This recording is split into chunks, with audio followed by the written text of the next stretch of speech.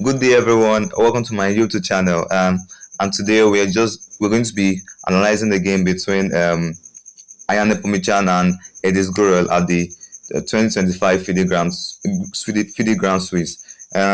Before we start analyzing, please make sure you hit that subscribe button, hit that like button. It will help me grow my channel very much. Okay, thank you as you do that.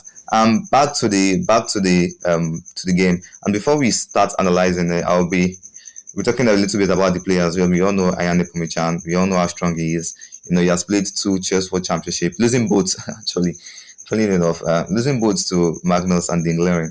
You know, but in consecutive years, yes. But we all know how strong he is. We all know he is one of the best players around. He has been playing this game for more than 15 years. He has been at the elite top level more than 15 years. So we all know who he is. And now Ediz Gurel, this guy is a very, very young player. He's a very, very, very, very young player. He's just 16. In fact, Nepo is 35, Gurel is 16. That's like close to 20 years, the age gap between the both of them. So you can see how the difference in how will I put it? The difference in experience. Yeah, you can see the difference in experience. They're both of different generations. And Ediz Gurel is from Turkey. Just 16 years old. They're already a grandmaster. He ended his grandmaster norm last year, 2024. So he's just fresh into the game. He's just a youngster. He's really, really pretty strong. He's showing that yes, he knows his onions in this game. So we're going to be analyzing the game between the both of them. And Ian Nepomniachtchi opened with d4, and Gurel replied with d5, c4, c6, knight f3, knight f6, e3. That's pawn f3. We have bishop f5, knight c3. They're just trying to develop pieces. They're trying to develop. They're trying to make the pieces come out and occupy spaces, control space around the board. That's what both of them are actually doing. So it's just the opening. There's nothing much serious. He plays bishop h5, attacking the bishop. The bishop moves forward, then he attacks it again with the pawn f3. He has to move back and develop his bishop. He already his dark square bishop. No, sorry, not actually develop. He just moves it out because it's not actually developed. It's not seen anywhere at the board. It's covered by the knight and the pawn. So bishop e7. We have queen b3, queen c7, and we have captures, and then Ian Nepomniachtchi castles. Now you notice something. This game is already showing that the signs of this game. This game is going to be something interesting. Now the black queen is sitting at the middle of the center, right? The white queen has already castled, right? He has castled, and you already see there's a rook, the knight, a bishop underneath the ABC file, right? And you know what's next. Just first, Gurel takes the c4 pawn, and then they trade pawns, and then they start attacking. It's already showed the turn of this game. It's just going to be attack upon attacks. He moves back with bishop b2. We have a5. We have king b1. I already know he's moving on. He's moving away from the c1 square because of the knight. You don't want this file to open up and your knight to still be caught under fire. So he just moves away. So it just moves away from underneath the file, underneath the queen. Vision.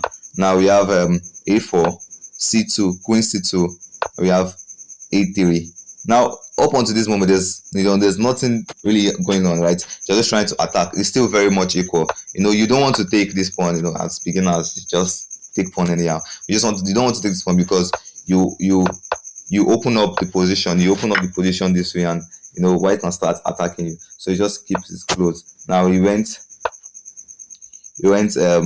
b3, and then we have knight a6, rook c1, bishop queen b3, b6. They're just trying to improve their position. They are trying to improve their position. They just make sure that everything is well aligned before we see the fireworks. Now we have knight a4, trying to just let's shoot up on this. Nepo is just saying but let's just shoot up on it. And also another thing he's doing is attacking the c6 pawn twice. attacking it twice with his queen and his rook, while the pawn is defended by the queen only. And he's saying, okay, let's trade. And first, Gurel first defends the pawn. Now, since the queen is still at the center of the board, Nepo just say, why wait? Let me just start. Let me start. Let's get right into it. It starts pushing the pawn. Gurel doesn't trade it, and he centralizes his pawn. His knight to d5, and we have g4, and then black decided to castle. Now we have knight c5, and then they trade knights. Then the queen is under attack. The queen has to move, and then we have g5. That's a very brilliant. We're just trying to open up everything. Now, up until this point, this is still considered equal by the engine. This is still dead equal. There's nobody with a real advantage. If you give this position to two engines of equal quality, equal strength, this will be a draw, right? But Gurel, maybe because of his inexperience, the first blunder of the game, and he plays rook d8. Now, what it does is it gives Nepo too much to play with. It gives Nepo too much to play with, and Nepo next move just shows that it shows how brilliant he is. Already now he plays f4. Now this f4 just looks like a normal move. Like, what kind of, just normal? Normally you just think that, okay, this is just a move you see every day, and you just continue playing normally. But what this move does is opens attack. It's now look at the h file. It's about to get opened.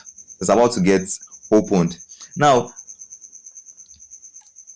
Gurel sees all of this, and he gives off his bishop.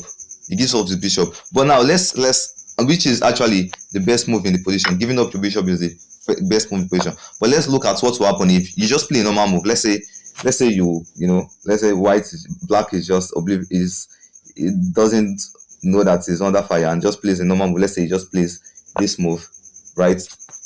And the next thing you have for the board is this. Now you can't take, because everywhere will open up. Let's say he just continue to play normal move, right? These are no moves that will be played, but now you have this, and you already see that the position is opening up. Everything is opening up, and even if you decide not to take, let's say you decide to take, already this is enough for white to play with. Now you can double up on the h file, and the attack will be too much, and eventually we'll lose the game. But instead of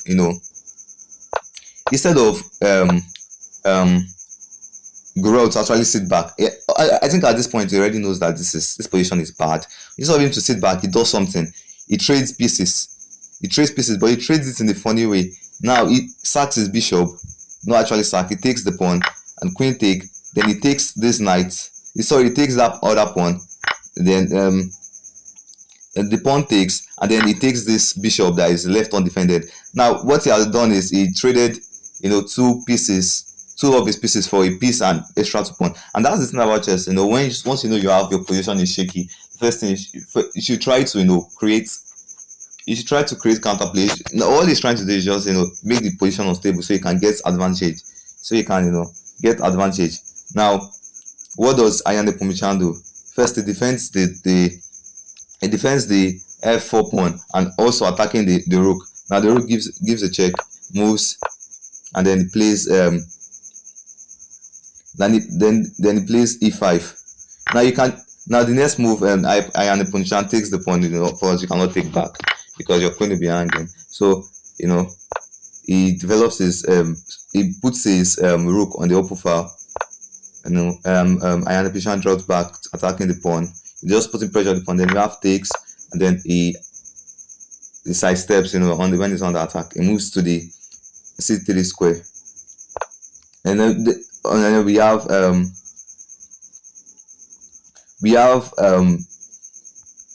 d2, which the computer says is a blunder, but already the position is losing. So every move is just trying to just hold up, just trying to see what will happen. So let's see how Nepo responds to this. He plays b4 rather. He plays b4. Now what that move does is it attacks the a2 pawn.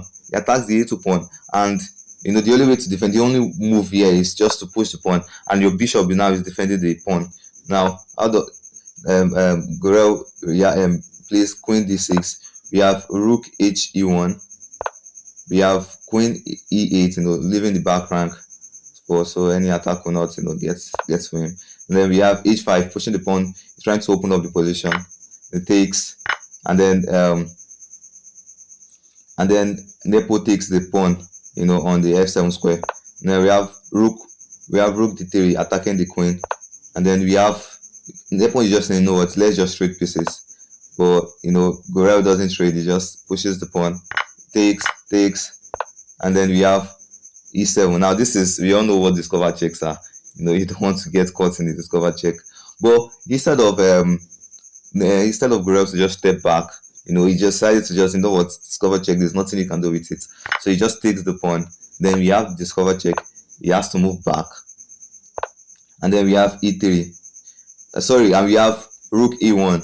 We have rook a1. Now the next move, you have to defend your back, and if you don't, if you play a silly move like this, you just get check. You just get checkmated easily, which you just get checkmated easily. So he defends his back rank, and he starts to shuffle pieces around, try to find weaknesses. Plays c5, rook bishop c2, free pawn.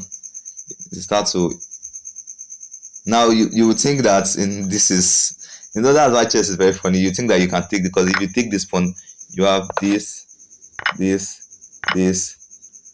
and this is a draw position. This is dead draw, because now your rook is, your bishop is stuck. Your bishop is stuck on the a file. Your bishop is stuck on the first rank, and it cannot move. And this is a dead draw position. But instead, he knows taking the point is a bad move. He moves closer to the bishop. We have the check. He moves to the c1 square. We have c4, pinning the bishop, and then we have e6, attacking the pawn again, because the bishop cannot take, so he just attacks the pawn with his rook. We have f3, trying to just push the pawn, trying to promote. Now he doubles up on the f file and attack the pawn twice. We have rook g4. We have rook takes f3, rook takes g5. We have rook a7, c4, and the queen just move forward, d7. I don't know if he's just trying to push. Maybe he already knows this is a little bit, he's just trying to just complicate things, And we have rook f7, rook g3, rook h7 check, the queen has to move. Sorry, the rook has to move. The queen, the king has to move, and it takes, check, moves, check, move closer to the rook to prevent any further checks, and then he attacks the pawn. And then we have bishop g6 takes, king e3, and then he attacks the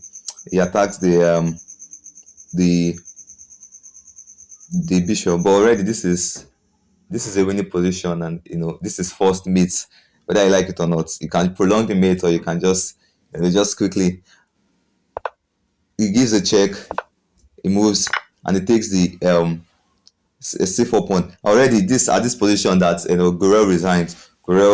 He had enough of this, and he resigned the game. And why did he resign? Already this is a first mate. Now already you already see the h file. You see the h file is only for the rook on h4, right? So he will give a check, and that's mate. And the only way to stop it is to either give up your bishop. Even if you play rook g2, and you say you want to stop the mate, it still has this, because the bishop on c4 defends the g8 square. Then you have mate, right? So it was at this position that Gurel resigned and lost the game. Now regarding the standings, Alireza Perisia also won, and I think some other grandmasters. I think that just 3 grandmasters are on 2 points. And most of them are either on 1.51 and 0. Some have lost two matches, and so Depo was able to win, and now he has 1.5 points. More we have 11 rounds, and this is just round two. So you expect more gains from me. I'll be posting more. I'll be sharing chess analysis with you. Just make sure you like, you subscribe, you comment. Just comment your best part of this video. Just comments, share to your friends that are interested in chess. Share to your chess groups. Share this link to share this